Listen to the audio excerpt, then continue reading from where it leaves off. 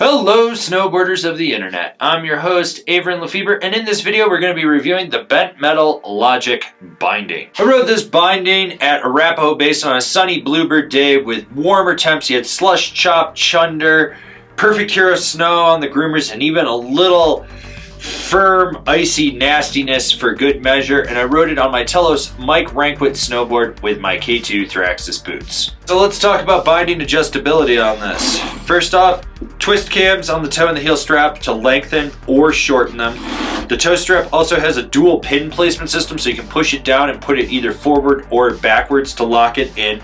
You do have the drive plates as well. These are interchangeable amongst all the bent metal bindings, so you got that. Then you've got your heel block, which you just twist to change your forward lean. You got 8 adjustments on that, depending on how you want to put it. You can put it at an angle like this, or you can put it flat like that. It's going to do it. Inside the high back, you have 3 placements for rotation. This is also where the screws are to lengthen or shorten the heel cup, just to center your boot on there. That's pretty much everything on this binding for adjustability. When it comes to the strap, you have a minimal cutout on the toe strap, so that is going to fit certain boot shapes better. Pointy tipped, it's going to fit in there better than something that's a little more wider and boxier. With the heel strap, it's a 2-piece design, but there's no added material to it, so any plushness is completely gone. All the padding is going to come from your actual boot. This is a very soft and flexing heel strap, and you feel that instantly when you lock it in. There's just a ton of give to it. It's very rubbery, it's very malleable. Do not expect a lot of drive out of it. I'm going to be preaching uniformity till I die. If you have a 1-finger quick release tab on the heel ratchet, then you need to have that on the toe ratchet as well. This does not have that, so you're pushing down on the front. Now overall, these do climb well, they stay locked in, they release easily enough, but right out the gate when you're trying them on, they may be a little tough just to feed that ladder in. They break in over time, so just be aware of that, but right out the box, it's gonna have some small issues. Otherwise, ratchets do what they need to do, and you don't have to worry about them. So when it comes to the high back, it's completely rounded and designed to cup the back of your boot. There is just a lot of contour to this. You can really notice it around there. And when you strap into the binding, you feel the high back cup right around the back spine of the boot.